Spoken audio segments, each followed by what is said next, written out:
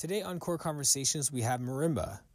Marimba is a movement specialist, a dance teacher, a Pilates teacher, and a mom. Coming off her presentations at Momentum Fest, we talked about the following topics: teaching our clients to care, the fact that this industry is transitioning from a movement field to a wellness field, we can't just have self-love without education, and the curse of sameness. We covered white privilege, unconscious biases, and allyship. Part 2 is in the works because we just flat out ran out of time. Enjoy the conversation. And you're part of Black Girl Pilates too, right? So you're like all up in with those girls too? Yeah. Yes, since I guess 2018, I first found out about the group, and then I've been a member of the group ever since. Yeah, very cool.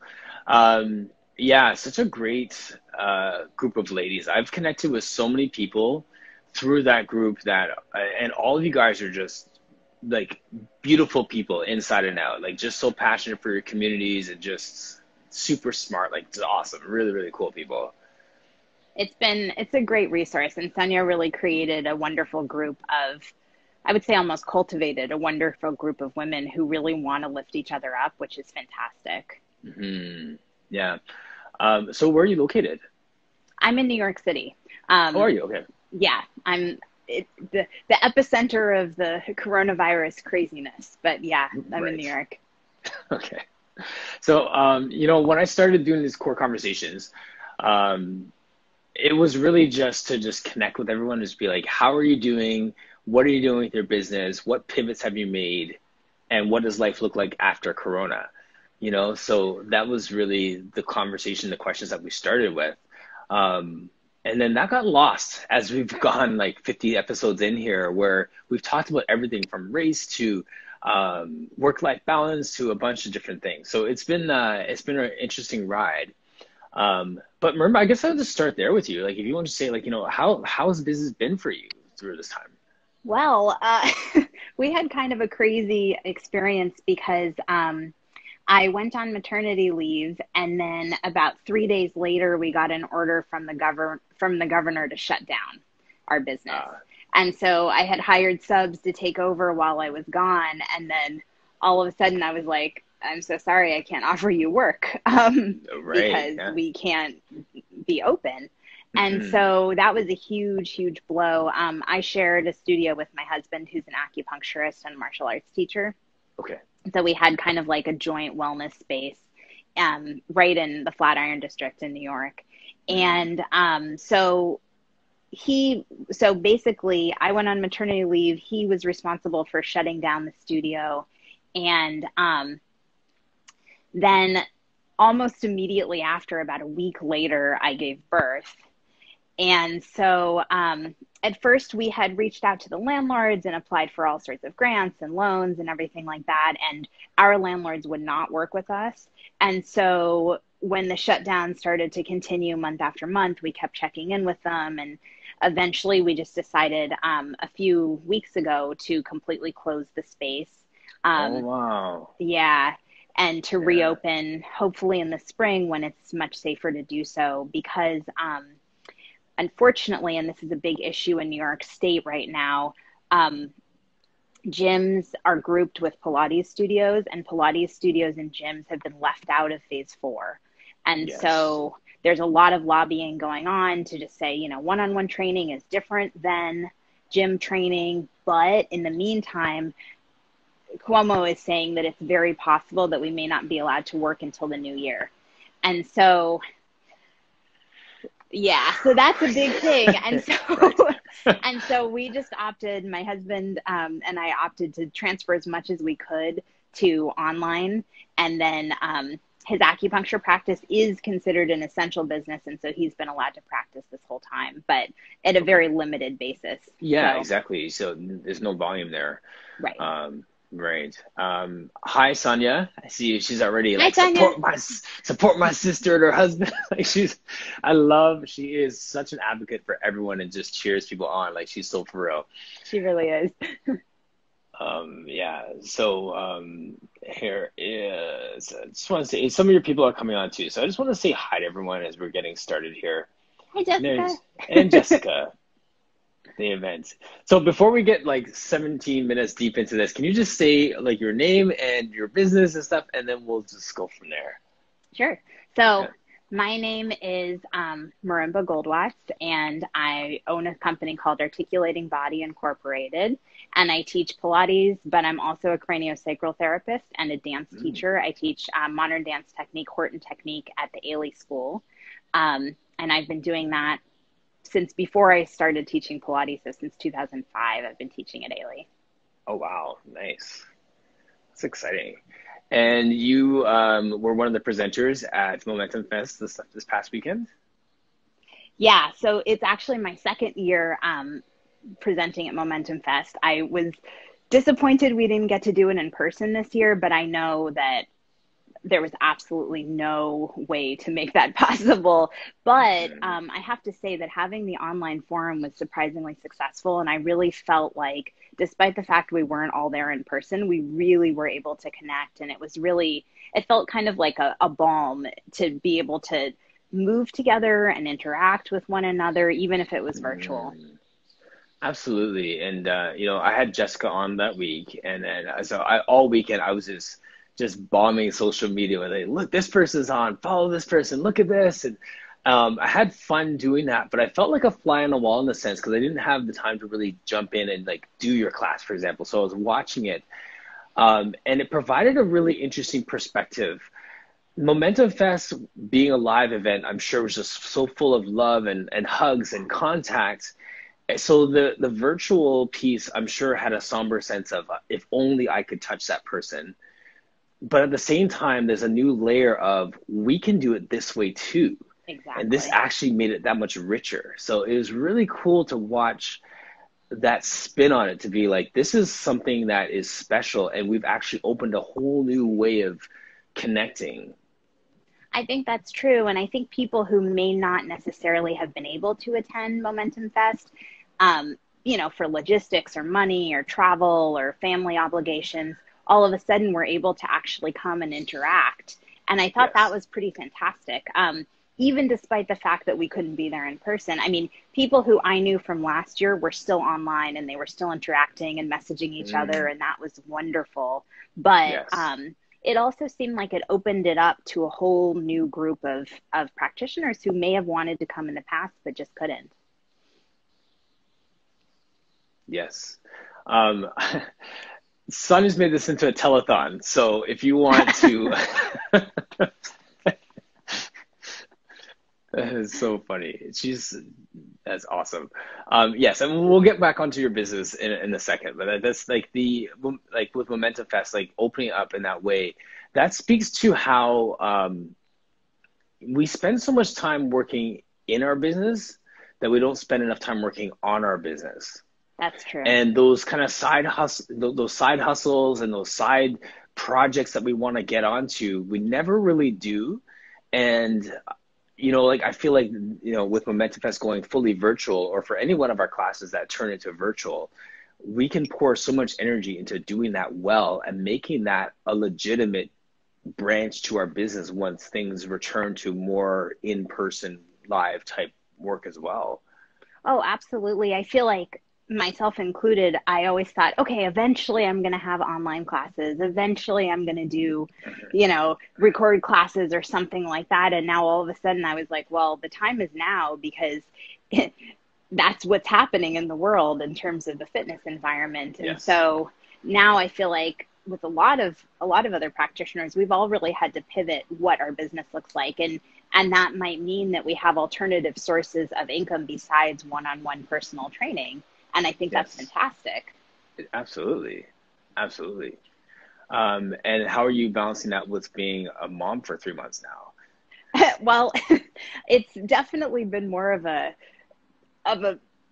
balance than I thought it was going to be, mostly because we've been in sort of a unique position of having to completely pivot while I was recovering from an extremely difficult labor. We can't leave the house. So it's been a little strange, but we're doing our best. My mom is here, which makes a big difference. Amazing. So yeah, I mean, I'm working on recording classes that I can put up for people who haven't been able to study with me or who maybe can't come into a live class.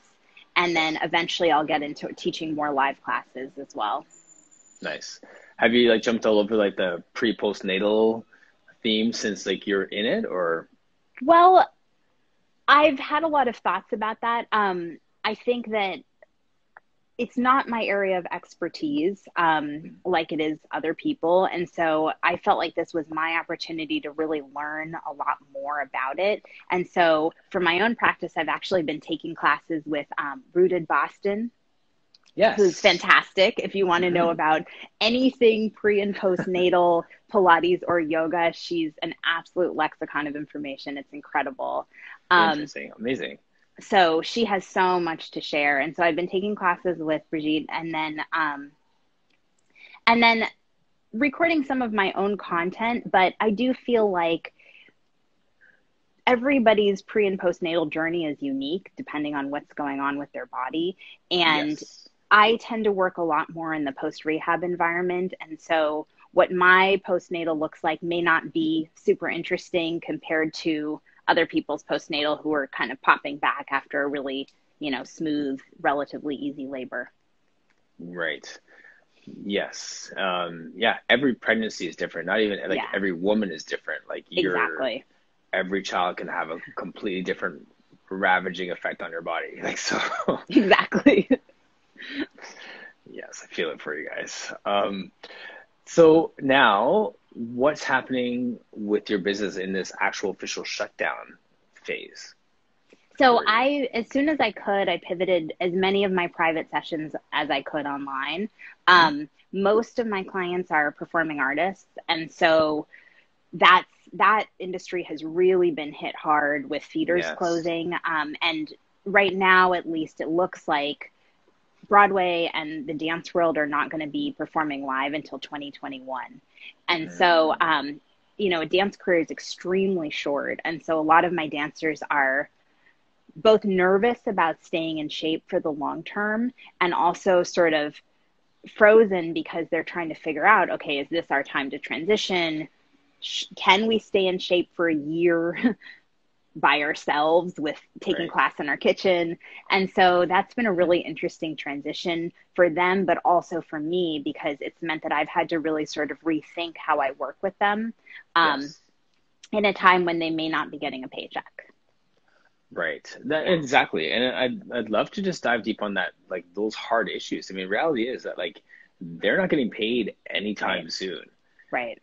So they're not paying us anytime soon, right? Like in terms of like that, like you're not going to get them buying a ton of sessions and all this. Exactly. You have to make all kinds of pivots for that, right? So yeah, so what do we do, right? Like, so exactly. I mean, I'm seeing a lot more people taking group classes and duets and trios than I used to. Usually, especially with dancers, people want private sessions because they have very specific things that they need to work on, either rehab-wise or injury-wise or in terms of what they want to accomplish in their performance. And so that's been kind of a unique transition to say, okay, now I have two dancers who are similar but not quite the same, who have very different goals. How do I put them together into a duet session and make it work and make it relevant for both of them? So basically you're getting better every day. Yeah, I'm trying to. I'm working on it. Yes. Well, that's it. I love this time for that very reason. Like you have to be so agile, like, because you have so many different technical needs that are coming into your space now, right? Like virtually speaking. Exactly. And you have to be more creative, I think. There's a lot, you really have to think outside the box when you've got all of these different clients in their own sort of unique spaces. Someone's in a huge backyard and someone's in their 3x5 kitchen, and how are you going to make a session that's relevant to both of them? And maybe someone's got all the tools, all the props, and then someone's got a dish towel and that's about it.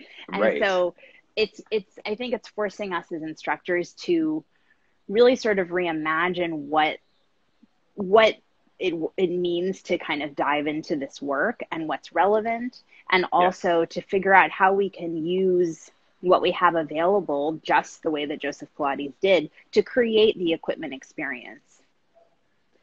To create the equipment experience. Yeah. Yeah. I always struggle with that. Like when I see like reformer on the mat or this on the mat, like Yeah.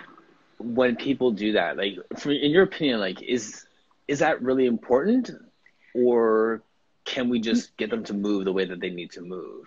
I don't think, I should clarify, I don't think that having the equipment is necessarily important, but I think that the equipment can be assistive or challenging in a way that helps build proprioception.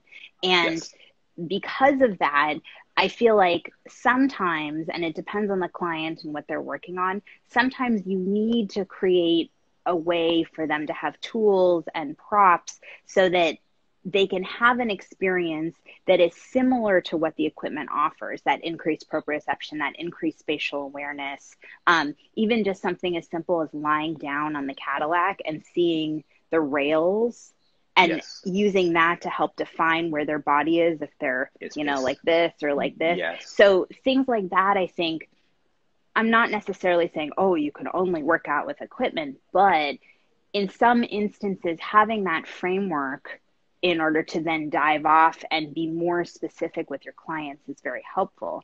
And so now in this new environment, we have to create our own framework. We might have to say, okay, lie down, look at your kitchen cabinets, see how they're aligned, see if you can, bring your spine in line with the cabinet on the left or something like that.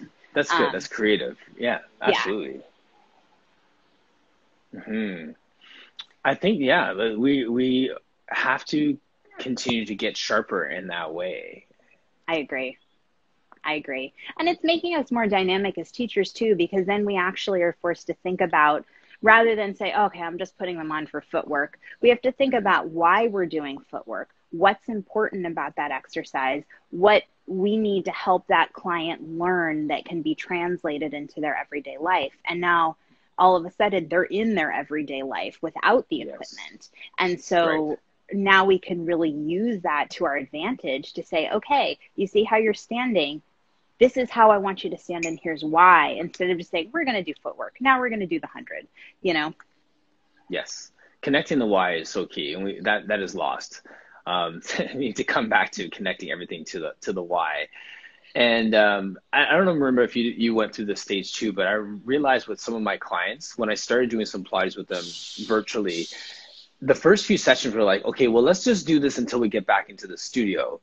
And then it became, okay, no, we're going to be here for a while, so let's just shift how we do this, right? Yeah, you have to shift gears. And I think that there's a huge learning experience too for them to suddenly be on their own and not have the tactile cueing and not have your hands on and not necessarily having access. I mean, even for some of my clients, just having to figure out how to arrange their bodies in the camera. I was getting a lot of this, and I'd be like, can you move over? Do you mind this? Yeah.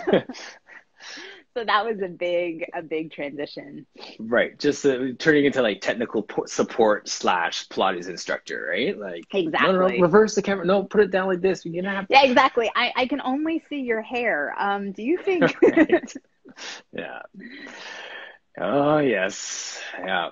One of the things too, just I was thinking about, how this is making us better. One of the ways that I challenged myself through this time as well was I actually picked up a client that I hadn't taught Pilates to in person. Oh, wow. So I just, reached out to some people that we're always talking about. Yeah, one day. I was like, okay, well, you're not working right now and I'm at home. Let's get this started. And started training him in his basement, like from ground zero. This is exercise, this is Pilates, and talked him through it. So I've actually never had my hands on this person. That's amazing. And start teaching them. So yeah, it's almost just like this, how sharp am I? How good are my cues? How effective are the ways that I'm communicating these things? So I wanted to just challenge myself to see if I could get someone moving and seeing a difference and feeling the difference in their body with just verbal cues and visual cues. For sure. And I think a lot of it comes down to us as practitioners now being really open to refining our cues, because the old cues don't work. The cues we use in the studio do not work in this environment necessarily. No, they when don't. there's no props, there's no touch, there's none of that. And so it really kind of forces us to make our language more specific. And I think ultimately that's going to make us better teachers, hopefully. Hopefully, yeah, exactly. Yeah. Like one of my first Pilates courses, the lady used to say all the time, find an economy of words. Mm-hmm. And I love that phrase. So it's just like you can't, like, you actually have to think for a second of like, what's the most effective, brief, concise way to say what I want you to do? Exactly. The most direct, the most clear, just to the point. Yeah. Yes. Yeah. Lisa Reed Yoga says, Mat Pilates has always been transformative at home, always dependent on equipment. Right. So that's it. Like this is what we do. Now we have to look at it. Like we can't depend on the equipment and look at how do we move them in their space. Like I love your cupboard cues, and like spatial cues are always great, right? Because people don't even know left or right sometimes. Right? It's so true. And I find myself having to teach clients where maybe in the studio I could get away with saying left and right, but at home I have to be more like, okay, reach for the window, reach for the kitchen. And they're like, well, how do you know where my window is? And I said, well, I can see the light coming in. So I'm assuming that you've got a window over there. Right. Yeah, exactly. And right, so that's good. So that gets us sharper with our cues. But one of the things that we were talking about initially was actually taking care of ourselves as well. And maybe about 2 weeks ago, I shifted my, some of the focuses of our conversations to, we're getting tired in this race. Yeah. And we're getting weary of just saying the same things and repeating the same things. How do we kind of take a time out and take care of ourselves so that we can still be our best version of ourselves for our clients, so we can still show up? Well, I think that a huge part of it is, I think self-care is key, but self-care looks like different things for different people, and I completely respect that. For me, it's always been about having my own movement practice. And initially, after the birth, that was really very challenging for me because I was very restricted in what I was allowed to do. And so as I've started to heal, I've also been able to reincorporate a movement practice. And that is key for getting me to be able to, if I'm in my body, then it's easier for me to help people go into their bodies. For other people, though, it looks like different things. Like before I gave birth, I meditated every day. Since I gave birth, I haven't had the time. But I'm sure you'll be able to in 25 years or so. Maybe in 25 years. But at the same time, my husband has a very strong meditation practice. He sits for 2 hours a day. And so one of the things that we've had to do as a family is make time for him to have his sit, because that's his self-care practice. And that may mean that my self-care practice looks different. I always say violently guard your private time. Exactly. And whatever that looks like, make sure that you have that.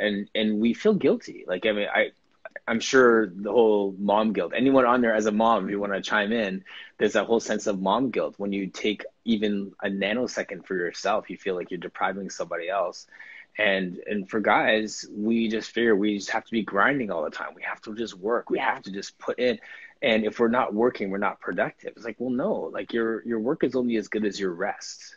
Absolutely. So if you don't carve out the time to rest, you're really not going to be as productive as you think you are in the midst of that. So. Oh, for sure. And right now, because I have a 3-month-old, I'm reading a lot about sleep and naps and why they're so important. And, we don't make the same neuronal connections if we're not well rested. We just don't. You can only, everybody has a slightly different sleep requirement, but you can't just run on fumes indefinitely. And especially now when people are dealing with so many emotional ups and downs, it's more important, I think, to take advantage of the fact that we do have a little bit more time to rest and recover than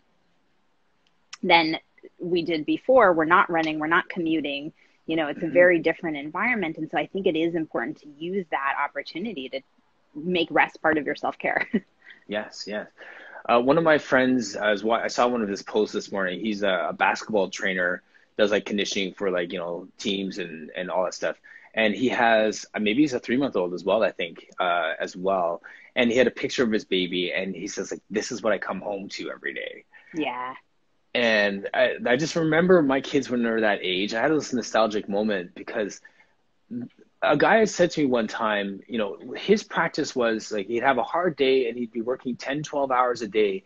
And when he got home, just before he went in the house, he put his hand on the doorknob and he would say to himself, this is the best part of my day. Yeah.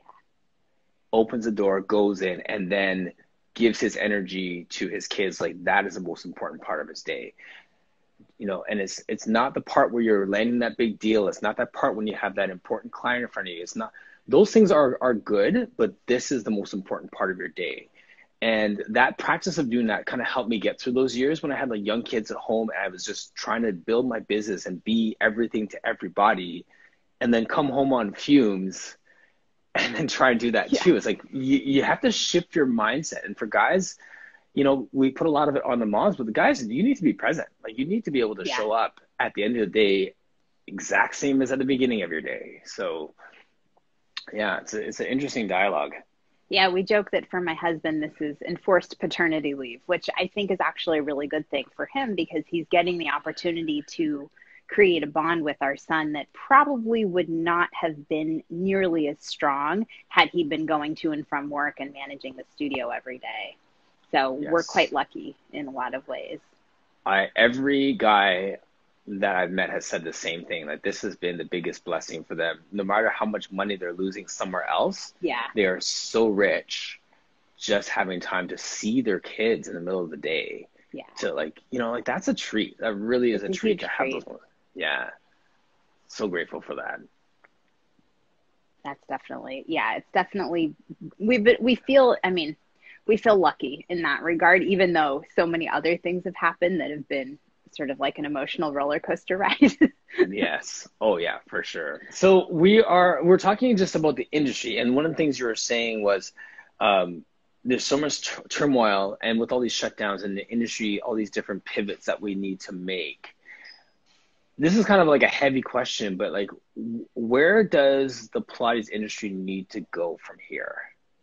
Well, I think that this is sort of a multi-layered approach. And I think that it's tricky in so many ways because we've been faced with so many major things at once. First of all, being shut down because of the virus. So many businesses had to pivot all of a sudden, figure out overnight how they were going to make money, even with their doors closed. Then there's the other added layer of the businesses who are now allowed to come back. How do you do that safely? So how do you create a safe space and a safe environment, not just psychologically, but actually a physically safe space where you're cleaning all the equipment and disinfecting and wearing a mask and all of those layers? Then there's the level of Black Lives Matter and creating more diversity and inclusivity in the field in general. And that means racial, gender, body type diversity. Right. Then there's the other layer of how do you teach your clients to care for themselves at this time when there's so much turmoil in the world and so many people are feeling displaced even though they're at home. I mean, they're out of their everyday practice, they're out of their everyday routine. Some people are uncomfortable wearing masks and they don't understand how to, protecting themselves is also protecting you. And there's so many layers, I think, of discomfort.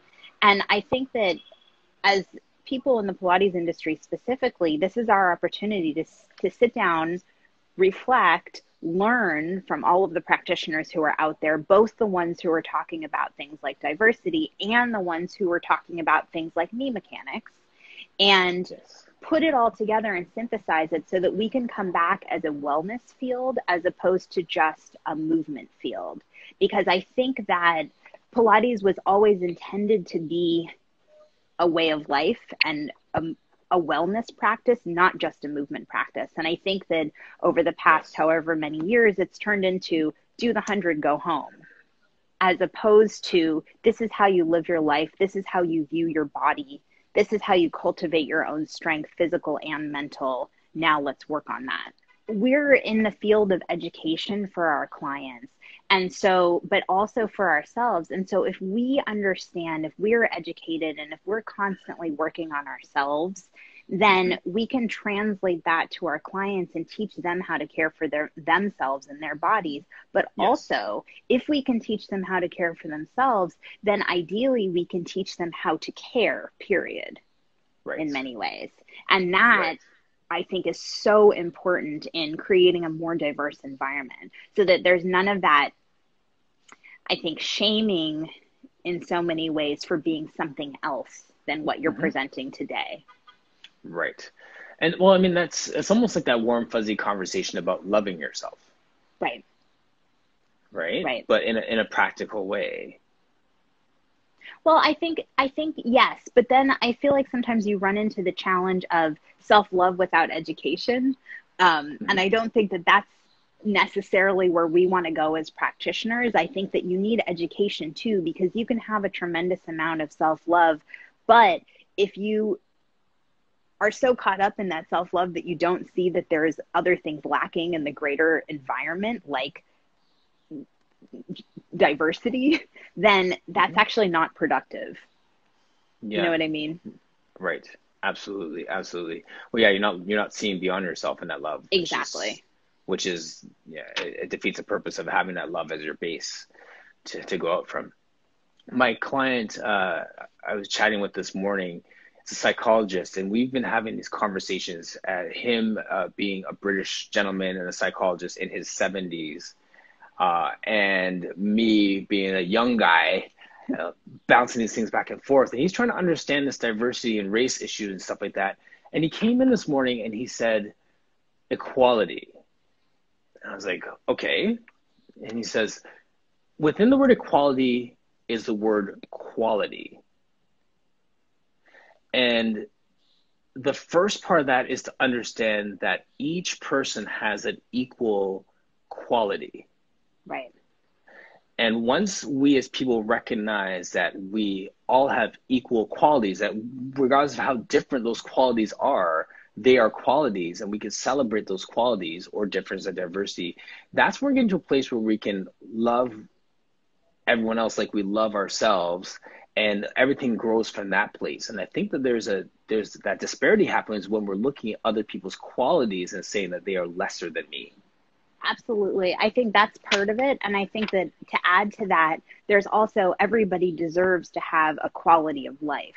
And I think that that's also super important, because the quality of life that somebody who's maybe not a person of color takes for granted is not what somebody who is a person of color takes for granted. And so it's not just the qualities that we bring to the table, but it's the fact that we each deserve to have a specific baseline quality of life, I think.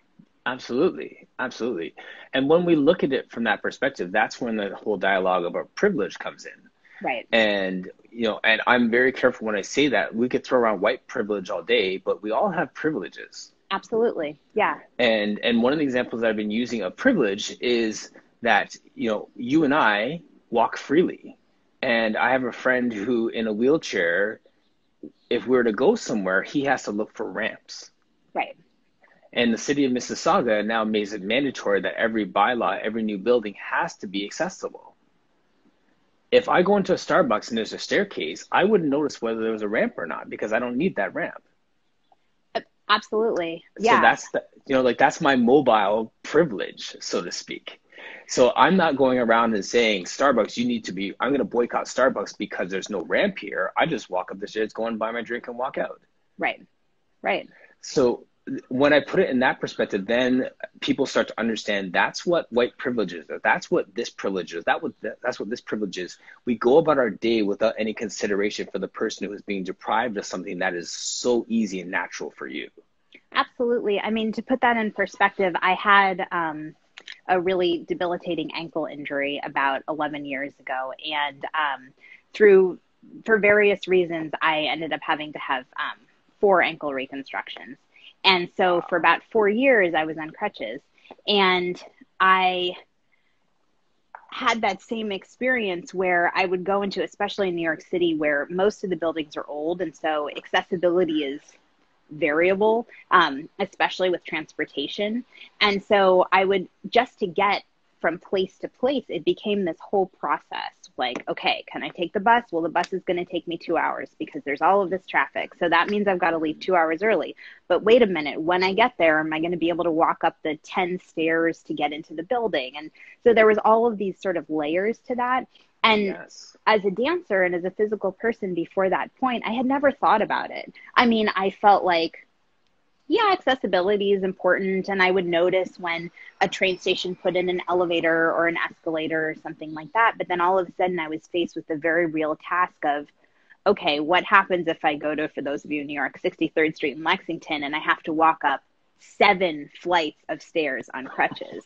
You know, like, this is a challenge. Yes. And so I think that taking for granted, it's sort of something you don't even know is there. You don't realize you have that privilege until all of a sudden it's taken away. And that's really what we're seeing with white privilege in general, is that people may not be aware that they have privilege because they've never known anything else. And now it's being called into light, and you have to be very, I think, specific. Well, not you, but us as practitioners of color have to be very specific and clear about pointing out what that looks like, because somebody is probably, the person who's experienced white privilege may not be even aware of what that means. Right. Exactly. Which is, and that's a whole conversation around unconscious biases, right? Right. Where, I'm laughing. Uni says, I hate that station. I do too. Yeah. So but that unconscious bias, right? So now they're not even aware of the way that they've been treating people, or the way that the way they've been treating people. And it's not like a sin of commission, it's a sin of omission. I didn't even think about this person. It's not like I'm trying to take this person down. They just never crossed my mind. I didn't think about that because I'm, like Damon said yesterday, we're chasing after sameness. You want the same people, the same thought pattern. And he made a great comment yesterday about the fact that you can hire a Black person in your business, in your organization, but when you pick someone who's been there from day one, who knows how to play the game, who knows how to smile and how to straighten their hair so they look perfect and do all these different things, that's still not diversity. Absolutely. You're still at that same place of our unconscious biases in informing how we make decisions, or those privileges choosing to just keep us comfortable without thinking about those who are missing out on something. Yeah, for sure. I think yes, there's definitely Alexandra Reed is saying there's the invisible cloak of privilege. Yeah, for sure. There's part of our responsibility is to educate, but also part of our responsibility is to be okay with just the myriad of diversity that exists in general. And like you said, like that means maybe not necessarily saying, oh, you know what, we're going to hire the woman who straightens their hair, who plays by the rules, but maybe hiring the person who speaks out a little bit more, who's a little bit more interactive, who's active in their community. I think that's important. No, that's too scary. We can't do that. That's way too scary. Like, who's got the, hair up to here. And that's way too scary. You need like someone in between, right? Like and Damon said that yesterday. Like give you a perfect example. You have someone like Sonia, and you may have someone who may just write a letter, not be on social media, but write like a scathing letter to some corporation saying they have no representation. And in between are not the ones aggressive and ones not aggressive, but you have the sense of levels or degrees of action, right? Absolutely. That are in there, and they're all good, and everyone's at a different place with that. And sometimes you need someone to be a bridge to go into those places, because the person who is like wearing a Black Power shirt isn't going to affect change, because everyone's going to have their arms crossed and just wait for them to fail. Absolutely. Yeah, it's an active process, I think. And I was seeing initially, maybe a couple weeks ago, a lot of people who were in the fitness community were being shamed for not speaking out, especially people of color. Yeah. And Yeah. I felt initially like, at first, I wasn't planning on saying anything publicly, not because I wasn't along with the movement, but because I just had a newborn and I have a lot going on. And, you know, we were in the process of closing the studio, and I felt like I just didn't have the emotional bandwidth to dive into the conversation at that point. And then I started getting messages from the community, from people saying, why aren't you speaking out? Why aren't you saying something about this? And at first I felt like, well, it's not that I'm not passionate about it, and I'm not sitting here trying to pass or anything like that. I just need a moment in my own life. There's a lot going on in my own life that I'm navigating. But at the same time, I also felt like, okay, but if I do have this platform, then maybe it is my responsibility to start talking about things that are important to me and affect me. So let me dive in. So I can hear you really sanitized your response to those emails and messages right there. 'Cause like that's like how did that really feel when you felt that, but because you didn't vocalize it in one specific channel, like getting almost like told you're not doing enough? Well, I felt like people thought that I had let them down as a practitioner of color. And that wasn't my intention, but I felt like, okay, well, if people feel like I'm letting them down, then, and I have this opportunity to be vocal, and I have probably more visibility than most people who were in this fight, then maybe it is my responsibility to say something. Whether I want that or not, it's still my responsibility to say something. So, but yeah, I mean, I felt hurt by it too, because I felt like the people who were getting in touch with me and saying this didn't really know what I was also navigating. My studio was shutting down. I was trying to move out. I was recovering I had a postpartum hemorrhage, so I nearly died in childbirth. So people didn't really know, okay, she's got a lot going on.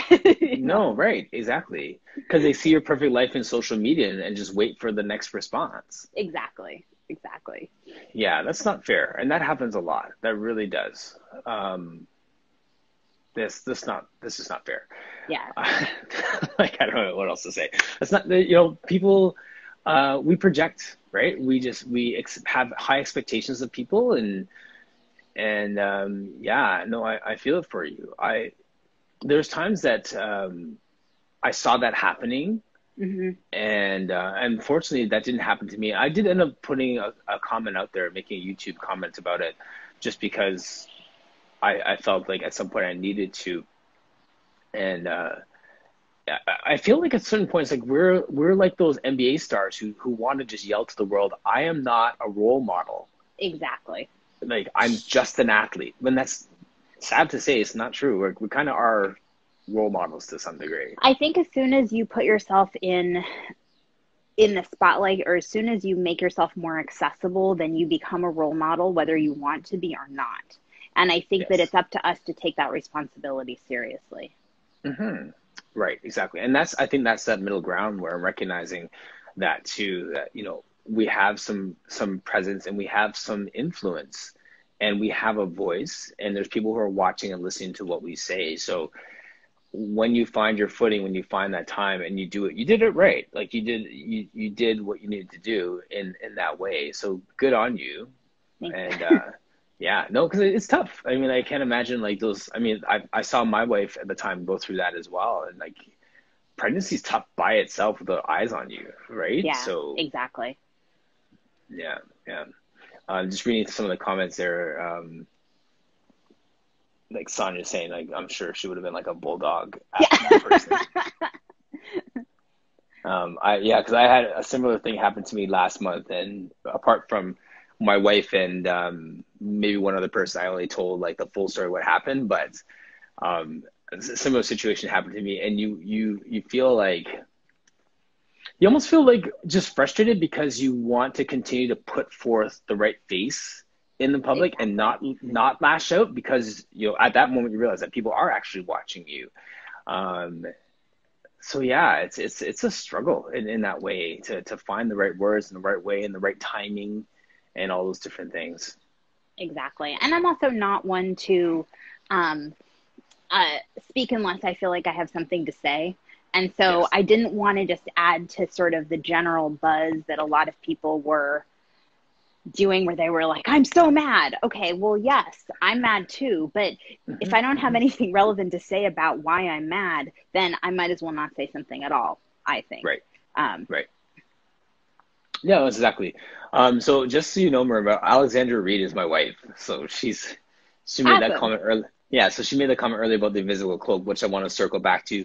But she also says right here, like a relay race comes into play, passing the baton and letting those rest. So when they're prepared, they can the baton comes back around. And that's Jenna Zafino's the one who said that, and it kind of changed my perspective because I kept referring to this time that we're in like a race, like a 100-meter sprint or a marathon. And she said, well, what about a relay race imagery Yeah, where, and the part that caught me was my idea that it was me running this race alone in the imagery, right? So, I mean, no, I need to pass the baton. And like, Black Girl Ply is a perfect example of people you can keep passing that baton around because there's a lot of people in that relay race. exactly. And also, I think that maybe we start the race, maybe the people who have more of a platform start the race and say, okay, these are the things that are important. These are the things that we need to be thinking about and learning about and looking at. But now, here you go. It's up to you. It's up to the studio owners who may not have this platform. It's up to the individual teachers to start speaking out Mm-hmm. in their work environment if it's not inclusive. Um, it's now up to the next group of people to start to make fundamental change within their own communities, and not Yes. just say, oh, but the PMA doesn't do this, or the whatever, the Mm-hmm. Yoga Alliance doesn't do that. It's we have to start I think we have to start the fire, but then everybody else has to help maintain it. Yes, exactly. Right. So the example that my wife mentioned there about the invisible cloak, her being white through these conversations has now recognized this invisible cloak that she's wearing of Hmm. privilege. And the analogy she uses being guilty of a crime that you didn't know that you committed, Right, right, or being like finding your fingerprints at the scene of a crime and not recognize that it's true, I was actually associated with that crime but didn't right. know that you were there. Or you're like, so there's a lot of imagery that she's been using this time as we've been talking this through that points to the fact that now you're aware. Now what do you do with it, right? Like you're just saying. So yes, the PMA knows, or the Yoga Alliance knows, or the studio owner knows, like all these people are now aware of it. You can't say unconscious bias anymore because Right. it's now conscious, It's conscious. right? Exactly. Right. It's conscious. So what do we do next? So that's exactly it. So happy Pilates monkey is saying exactly how I feel. Yeah, Yeah. it's I love, like, she's been on, like, watching these conversations and watching us talk through these things, and I really hope that they've been beneficial for people to hear, people like you and I talk through life, right, and Exactly. navigating all these things. Yeah. Exactly. I like, and what do we do with this awareness? Well, now what you do with this awareness is you take it into your community and you start to figure out small ways that you can implement change, whatever that Yes. means. Right. Right. Listening is so key. Yeah. Yeah. And yeah, I feel like, I can just spend the next 3 weeks just echoing everything everyone has said. You said some absolutely brilliant things today. Jenna, with her support, amplify, and connect line, like I love that too, where we're supporting people that are doing the work. We're amplifying those who are saying what we can't say properly, like, or don't have the bandwidth to actually say right now. We could amplify Exactly. those people, and then connecting and just like building relationships. um, I was talking about allyship, and when Sonia had a thing and she was talking about allyship, one of the comments that I put in the comment section was, allyship is good, but friendship is better. Exactly. And like, if we're talking about this continuum of relationship building, friendship is the zenith. Like, Yeah. so it's I'm sorry, go ahead. I think that's true, but I also think that sometimes people mistake being friends with someone for, like, I've had people say things like, well, you know, all of my friends are Black, so I'm obviously for Black Lives Matter. And yes, but no, because that doesn't necessarily mean that you support many of the levels of things that are needed in order to create a more inclusive community. Exactly. That's not my definition of friendship. Right, exactly. Right. It's like saying Russia and the US are allies right now in this fight against COVID. They're not friends, but they're on the same path of making sure that it doesn't spread throughout the world. Absolutely. You can call them allies. They don't like each other, but they're allies. Right. That's absolutely true. Right. So I think that there's a lot of people that are just saying that they're even allies, saying it, but not really living that out, and then claiming to be friends. Yes, I think that's definitely true. Claiming to be friends and saying, well, you know, of course, I'm supportive of the movement, even if you're not actually doing, like, I have a very good example. So another instructor in the Black Girls Pilates group and I, many, many, many years ago, about 10 years ago, were sitting at work at a studio in Chelsea. And one of the owners of the studio came up to us and said, you know, and the other instructor is Black, obviously, but she said, you know, I've always really felt like I identify with you. And we said, oh, okay, that's nice. And she said, you know, because I have a booty and oh boy. I grew up poor. And the two of us looked at each other and we were like in complete shock. We didn't even know what to say. I mean, we were so surprised. And it's interesting because, so that was her sensation and her take, that she felt like because, and at the time she was dating a Black man, but because she had this identity as a white woman who dated a Black man, she was with us. Right. Fast forward to, I think, the week that the riots became really bad. She sent out a newsletter, and for some reason I'm still on this person's mailing list, but that's another story. She sent out a newsletter saying, this is how you take care of yourself in the time of riots. And it was all about what I felt was white privilege. It was all about, you know, you take a bath, you do self-massage, you do this, you do that. And I kind of was like, yeah, you're not really an ally. You're not really a friend.